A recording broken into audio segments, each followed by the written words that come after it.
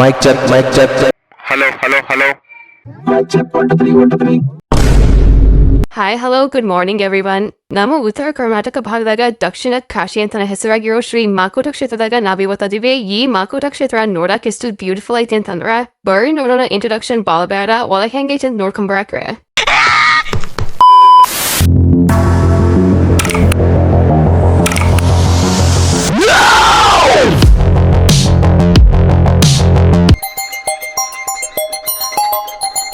Ready ಓಡಿ.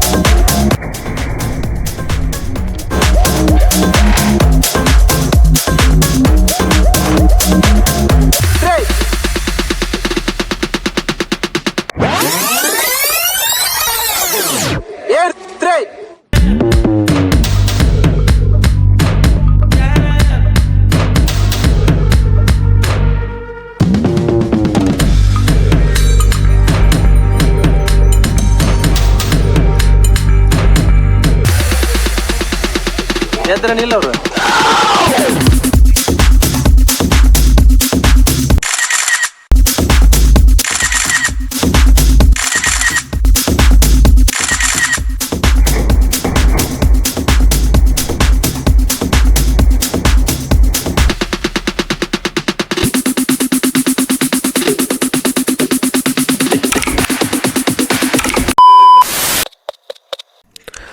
ಭಾರತದ ಕರ್ನಾಟಕದಲ್ಲಿರುವ ಒಂದು ಪ್ರಮುಖ ಹಿಂದೂ ಯಾತ್ರಾ ಸ್ಥಳಕ್ಕೆ ಹೆಸರುವಾಸಿಯಾಗಿರೋದು ಇದೇ ನಮ್ಮ ಮಾಕೋಟ. ಈ ಕ್ಷೇತ್ರದ ಬಗ್ಗೆ ನಾವು ಕೆಲವಷ್ಟು ಮಾಹಿತಿ ತೆಗೆದೀವಿ, ಅದನ್ನ ಆಮೇಲೆ ನೋಡೋಣ. ಫಸ್ಟ್ ನಾವು ಮಾಕೋಟೇಶ್ವರಂಗ ನಮಸ್ಕಾರ ಮಾಡ್ಕೊಂಡ್ ಬರೋಣ. ಬರ್ರಿ ಎಂಟ್ರಿ ಆಗೋಣ.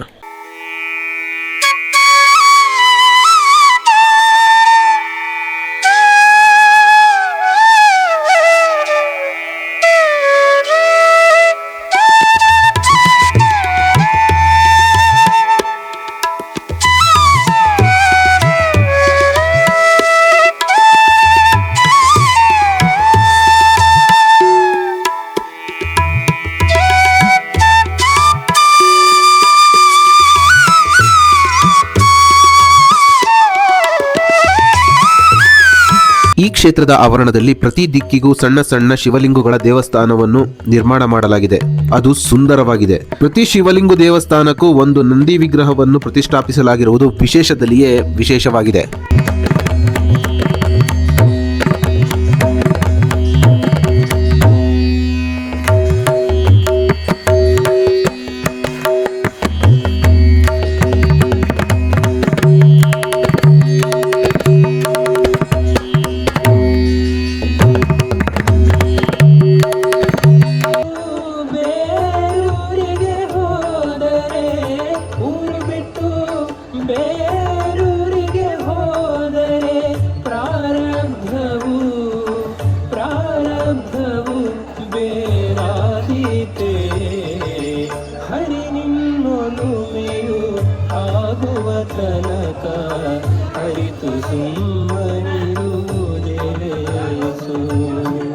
ನಮ್ಮ ದೇಶದ ಯಾವುದೇ ಪ್ರೇಕ್ಷಣೀಯ ಸ್ಥಳಗಳಿಗೆ ತೆರಳಿದಾಗ ಪುರಾತನ ಕಾಲದ ವಾಸ್ತುಶಿಲ್ಪಗಳು ಹಾಳಾಗಿರುವುದು, ಶಿಥಿಲಗೊಂಡಿರುವುದು, ಛಿದ್ರವಾಗಿರುವುದು ಕಂಡುಬರುತ್ತದೆ. ಇದಕ್ಕೆ ಪ್ರಮುಖವಾದ ಕಾರಣಗಳನ್ನು ಹುಡುಕಿದಾಗ ನಿಧಿಯ ಶೋಧ ಹಿಂದೂ ಸಂಪ್ರದಾಯದಲ್ಲಿ ಮುರಿದ ಅಥವಾ ಶಿಥಿಲಗೊಂಡ ವಿಗ್ರಹಗಳನ್ನು ಪೂಜಿಸುವುದಿಲ್ಲ. ಇದನ್ನು ಅರಿತ ದಾಳಿಕೋರರು ಪೂಜಿಸಲಾಗುವ ವಿಗ್ರಹಗಳನ್ನು ಛಿದ್ರಗೊಳಿಸಿದಲ್ಲಿ ಧಾರ್ಮಿಕ ಹಿನ್ನಡೆಯನ್ನು ಉಂಟು ಮಾಡಬಹುದು ಎಂಬ ದುರುದ್ದೇಶದಿಂದ ಸಹ ವಾಸ್ತುಶಿಲ್ಪವನ್ನು ಹಾಳು ಮಾಡಿರುವುದು ಎಂದು ಊಹಿಸಬಹುದಾಗಿದೆ. ಆದರೆ ಈ ಭಾಗದಲ್ಲಿ ನಿರ್ಮಾಣವಾಗಿರುವ ದೇವಾಲಯಗಳು ವಾಸ್ತುಶಿಲ್ಪವು ಬಳಪಶಿಲೆಯಿಂದ ನಿರ್ಮಾಣವಾಗಿರುವುದು ಮೇಲ್ನೋಟಕ್ಕೆ ಕಂಡು ಬಂದಿದೆ. ಸೊ ಬಳಪಶಿಲೆಯಾಗಿರ್ತಕ್ಕಂತಹ ವಾಸ್ತುಶಿಲ್ಪ ಕಾಲಕ್ರಮೇಣ ಶಿಥಿಲಗೊಳ್ಳುವುದು ಸ್ವಾಭಾವಿಕ ಅಂತ ನಾವು ಊಹೆ ಮಾಡಬಹುದು.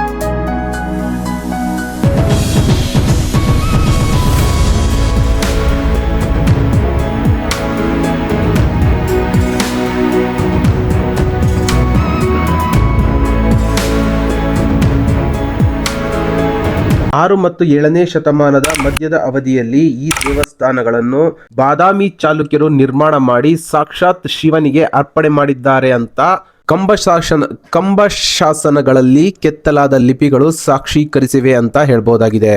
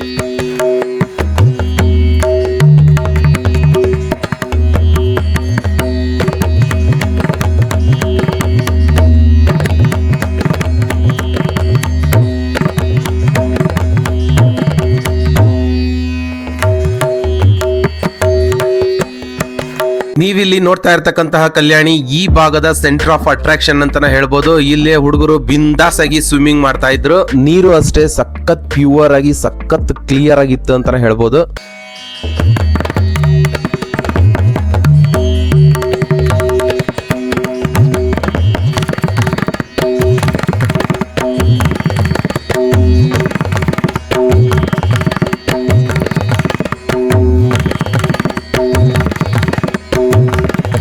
ಒಟ್ಟಾರೆ ಮಾಕೋಟ ಒಂದು ವಿಶೇಷವಾದ ದೇವಸ್ಥಾನ. ನಾನು ನೋಡಿರೋ ದೇವಸ್ಥಾನಗಳಲ್ಲಿ ಇದು ಒಂಥರ ಸ್ಪೆಷಲ್ ಆಗಿತ್ತು.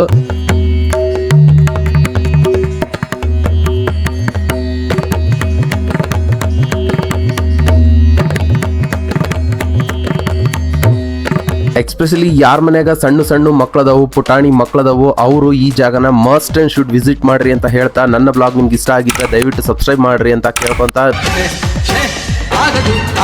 ನನ್ನ ಈ ಬ್ಲಾಗ್ನ ಇಲ್ಲಿಗೆ ಎಂಡ್ ಮಾಡ್ತಾ ಇದ್ದೀನಿ. ಮತ್ತೊಂದು ಪ್ಲೇಸ್ನೊಂದಿಗೆ, ಮತ್ತೊಂದು ಹೊಸ ಸ್ಥಳದೊಂದಿಗೆ, ಮತ್ತೊಂದು ಹೊಸ ವಿಷಯದೊಂದಿಗೆ ಮತ್ತೆ ಸಿಗೋಣ ಅಂತ. ಅಲ್ಲಿವರೆಗೂ take care, bye, see you, meet again.